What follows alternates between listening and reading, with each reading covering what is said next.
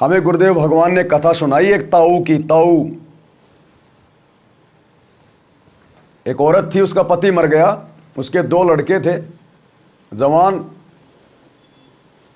अब औरत ने कहा कि बेटा तुम्हारा पिता तो रहा नहीं, अभी तुम बालक हो, ज़्यादा समझदार नहीं हो, तुम्हें हार व्यवहार का ज़्यादा ज्ञान नहीं है, तो तुम एक काम करो, अपने ताऊ जी के पास जाओ। और तुम्हारे ताऊ जी करते हैं व्यापार दूर देश में, और मेरे पास में तुम्हारे पिताजी के समय के ये कुछ लाल रखें। लाल, पहले ये लाल होते थे जिनकी कीमत जो है वो करोड़ों में होती थी। तो माँ ने कहा कि मेरे पास में कुछ लाल रखें, ये लाल तुम ले जाओ, अपने ताऊ जी को दे देना, उधार सामान खरीद लेना और जाकर बिजनेस कर लो, और कह देना कि हमारी माँ ने भेजा है कि हमारे जो पिताजी हैं वो तो रहे नहीं, और ताऊ जी हम आपके साथ मिलके कुछ काम धंधा करना चाहते हैं। तो दोनों बच्चे ताऊ जी के पास चले गए, सारी बात बताई। तो ताऊ जी ने कहा कि बच्चों बहुत अच्छी बात है, कोई दिक्कत नहीं है, मैं तो खुद ही तुम्हारे को बोलने वाला था, चलो तुम आ गए। और वो लाल निकाल के दिए उन बच्चों ने जो अपनी माँ से लाए थे, कि ताऊ जी हमारी माँ ने लाल दिए हैं। तो ताऊ जी ने वो लाल देखे और ताऊ जी ने उसी समय पोटली वापस बांध दी। ताऊ समझदार था, वो ताऊ हमारे गुरुजी हैं, ध्यान रखना, वो ताऊ की भूमिका हमारे गुरुजी कर रहे हैं। उन 2 बच्चों की भूमिका में आज संगत है।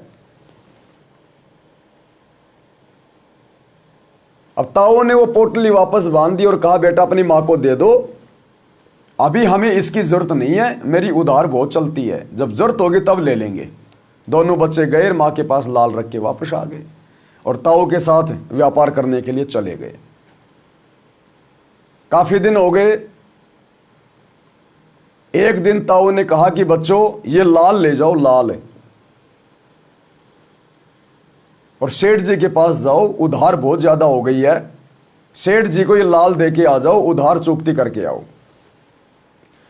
तो दोनों बच्चे वो लाल लेके गए, सारे रास्ते देखते गए और सेठ जी को जाके दे दिया कि सेठ जी ताऊ जी ने लाल दिया है, हमारा जो कर्जा है वो खत्म कर दो। तो सेठ जी ने लाल को देखा और देखने के बाद सेठ जी ने एक जोरी को बुलाया।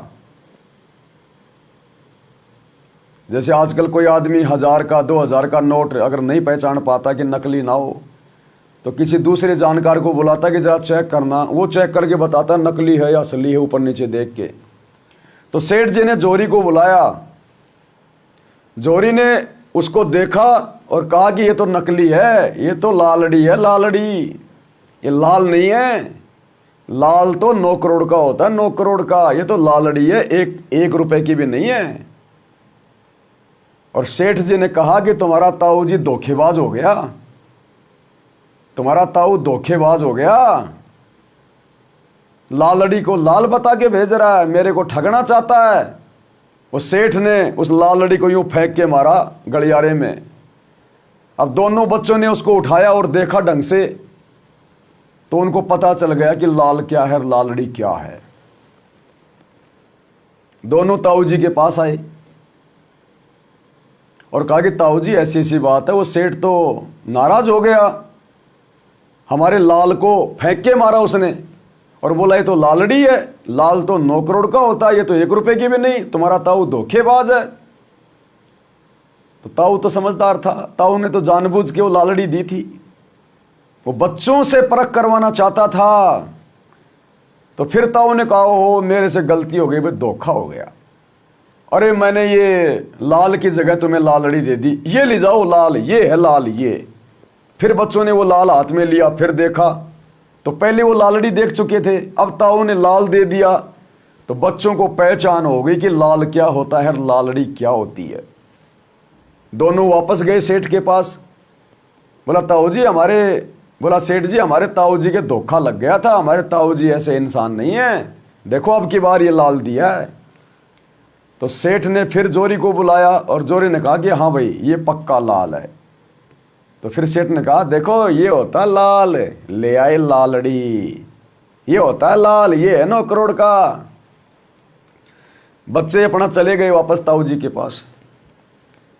अब बच्चों को ताऊ पहचान करवा चुका था कि लाल क्या होती है और लालड़ी क्या होती है। अब ताऊ ने कहा कि बच्चों तुम्हारी माँ के पास जाओ और वो जो लाल रखे ना तुम्हारे पिताजी के समय के, वो लाल लेके आ जाओ, उधार बहुत हो गई। दोनों बच्चे गए दौड़ के और कहा माँ माँ वो लाल दे दे, लाल है। ताऊ जी ने मंगवाए, उधार बहुत हो गई है। तो माँ ने कहा बेटा ले जाओ, मैंने तो तुम्हारे लिए रखे हैं। माँ ने वो पोटली दे दी और उन बच्चों ने देखा, रहे देख तो लो कहीं ये लाल है कि लालड़ी है, क्योंकि उनको पहचान हो गई थी। तो बच्चों ने वही पोटली खोली और दोनों चेक करने लगे, बोले माँ तो बहुत भोली है। क्यों भाई? ये माँ ये तो लालड़ी है, लालड़ी ये तो 1 रुपए की भी नहीं है और लाल तो 9 करोड़ का होता है, तो बहुत भोली है। इन लालड़ियों को लाल समझ के रखी हुई थी और वहीं फेंक दी बच्चों ने। तो माँ बोली भैया मुझे तो क्या पता, तेरे पिताजी के समय के रखी थी, मैंने सोचा लाल होंगी। अब दोनों बच्चे वापस गए ताऊ जी के पास और बोले ताऊ जी हमारी माँ भी ना बहुत भोली है, और लालड़ी को लाल समझ के रखी थी। तो ताऊ बोला बेटा वो उस समय भी लालड़ी थी जब तुम साल भर पहले लेके आए थे मेरे पास, वो उस समय भी लालड़ी थी। अगर उस समय मैं कह देता कि ये लाल नहीं लालड़ी है तो तुम्हारी माँ भी बुरा मान जाती और तुम भी अपने मन में सोचते कि हमारा पिताजी मर गया, इसलिए ताऊ जी नहीं चाहता कि हम भी 2 पैसे कमा लें काम धंधा करके, इसलिए हमारे लाल को भी लालड़ी बता रहा है। तो बेटा मैं तुम्हारी नज़रों में बुरा बन जाता तो मेरे अंदर पता नहीं कितने प्रकार के दोष देखना शुरू कर देते।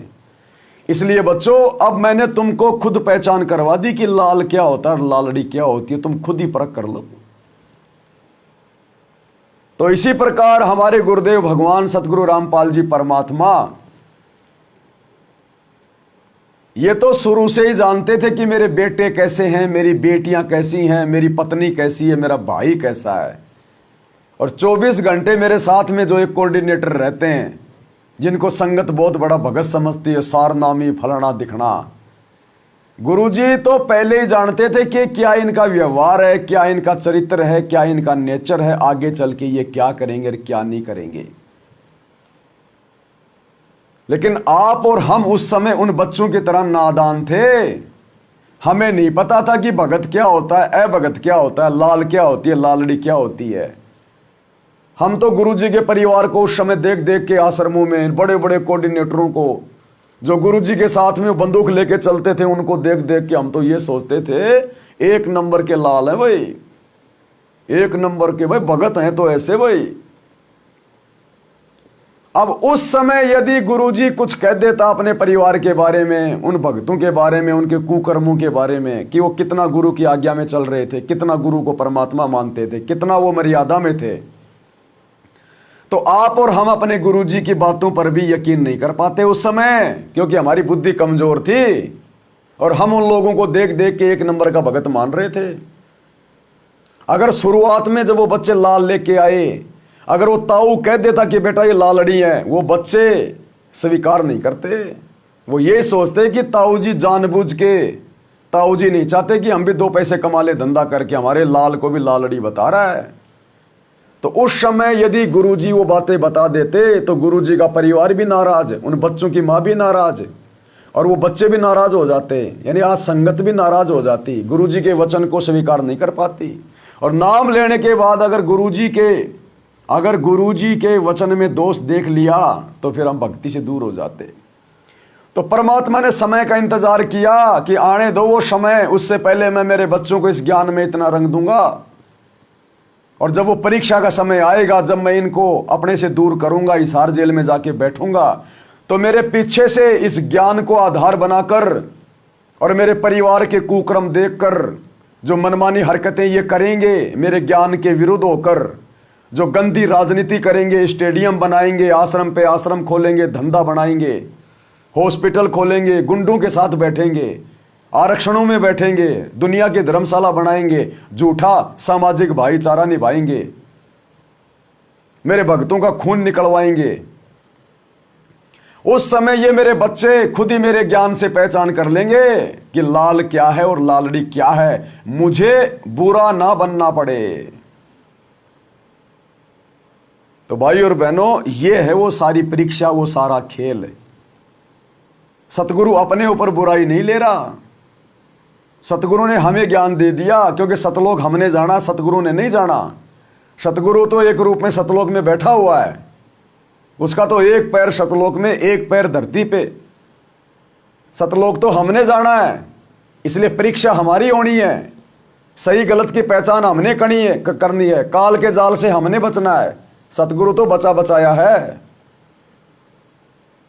इसलिए सतगुरु रामपाल जी भगवान शुरू से ही, आज जितने भी कुकर्म आज आप उनके परिवार के माध्यम से देख रहे हो, जिन्होंने भगत समाज की मर्यादाएं तुड़वा दी हैं, ये सारे कुकर्म सतगुरु रामपाल जी अपने परिवार के विषय में, अपने दोनों बेटों के विषय में शुरू से ही जानते थे। और बीच बीच में गुरुजी ने अपने बच्चों के कुकर्मों का जिक्र भी किया है, उनकी गलत हरकतों का जिक्र भी किया है। 2008 में सत्संग में गुरुदेव ने स्पष्ट रूप से अपने बेटे और बेटियों के विषय में बता दिया था कि इस दास के 4 संतान थी। गुरुजी ने ये नहीं कहा कि मेरे 4 संतान हैं, जबकि वो चारों आज भी जिंदा हैं, मरे नहीं हैं। संगत को मार के मरेंगे, वो आज भी चारों जिंदा है। फिर भी गुरुजी ने 2008 में ये क्यों कहा कि इस दास के 4 संतान थी का मतलब क्या हुआ? क्या वो मर गए? लेकिन गुरुदेव ने उनको हृदय से त्याग दिया था। उस परिवार को गुरुदेव ने 1995 में त्याग दिया था। इसलिए गुरुजी ने कहा कि इस दास के 4 संतान थी।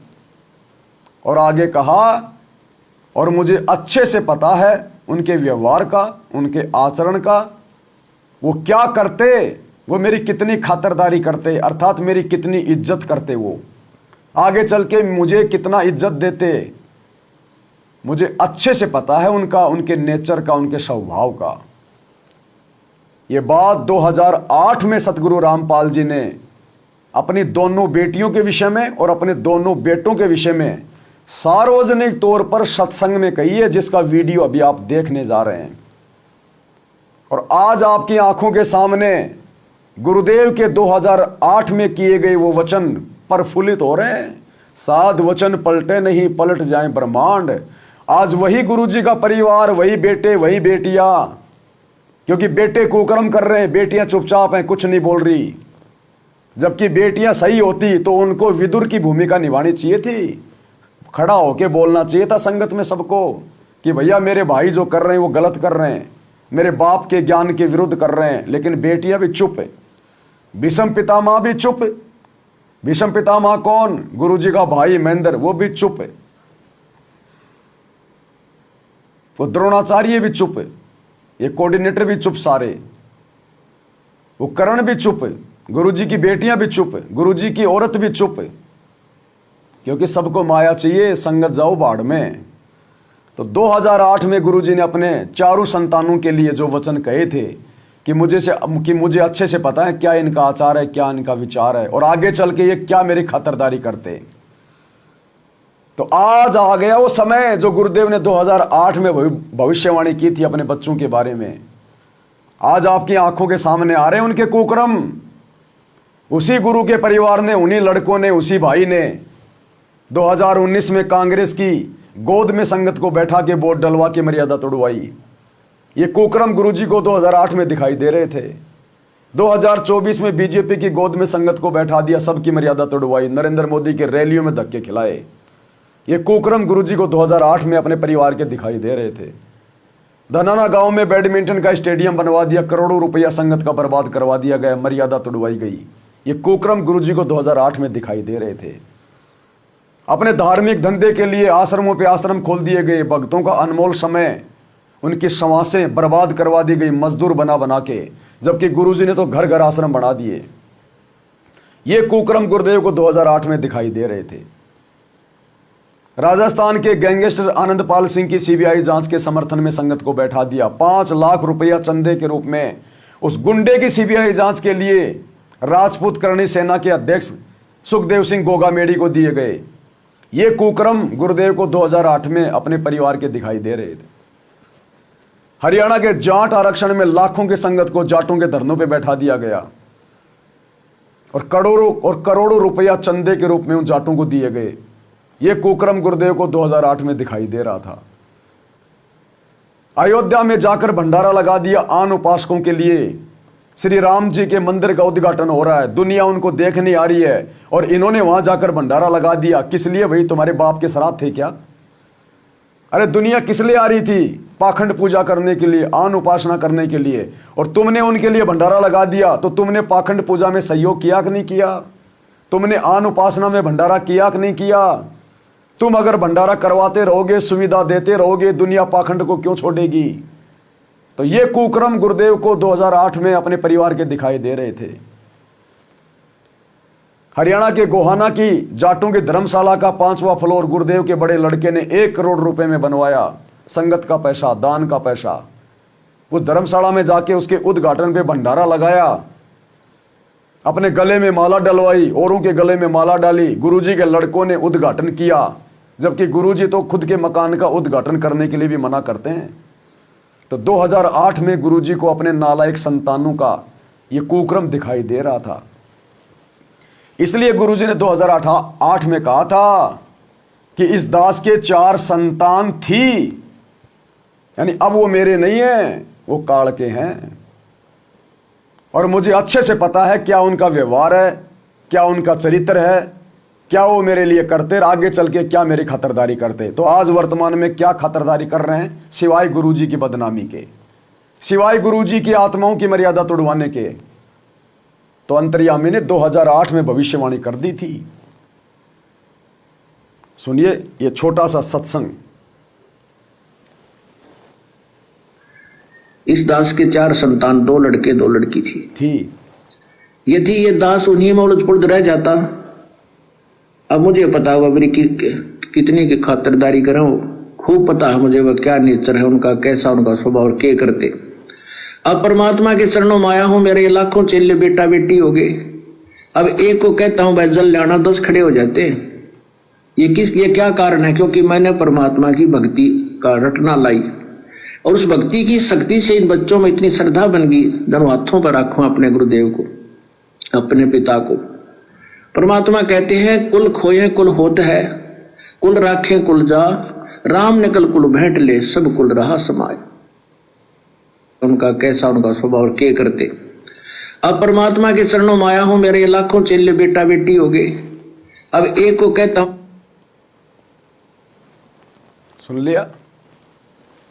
ये सतगुरु रामपाल जी भगवान के वचन है, अंतर्यामी परमात्मा के वचन, जिनको अपने बेटा बेटियों के ये कुकर्म जो वर्तमान में वो कर रहे हैं 2014 बरवाला कांड के बाद, काल की गोद में बैठकर संगत की मर्यादाओं को खंड खंड करवाने के लिए, भक्तों के कर्म फुड़वाने के लिए, अंतर्यामी गुरु को 2008 में दिखाई दे रहा था। इसलिए गुरु ने ये वचन कहे थे सार्वजनिक तौर पर, अन्यथा बता दो दुनिया में कौन ऐसा संत है जिसने अपने बच्चों के विषय में संगत के सामने इस प्रकार की बातें कही हो। लेकिन भैया ये गुरु की संतान नहीं है, ये काल की संतान है। अगर गुरु के होते तो गुरु वाला काम करते, लेकिन गुरु वाला काम तो साथ संगत वाले भाई बहन कर रहे हैं। इसलिए परमात्मा ने संगत को ज्ञान देना उचित समझा, इसलिए परमात्मा ने इनके जुल्मों को सहा। और ये गलतियां ये कोई बरवाला कांड के बाद शुरू नहीं हुई, बरवाला कांड से पहले ये लोग इतनी गलतियां किया करते थे गुरुजी के सामने। इनसे गुरुजी महादुखी थे, महादुखी। ये चीचड़ थे, चीचड़, जो पशु के थन के लग के उसका खून चूसता है।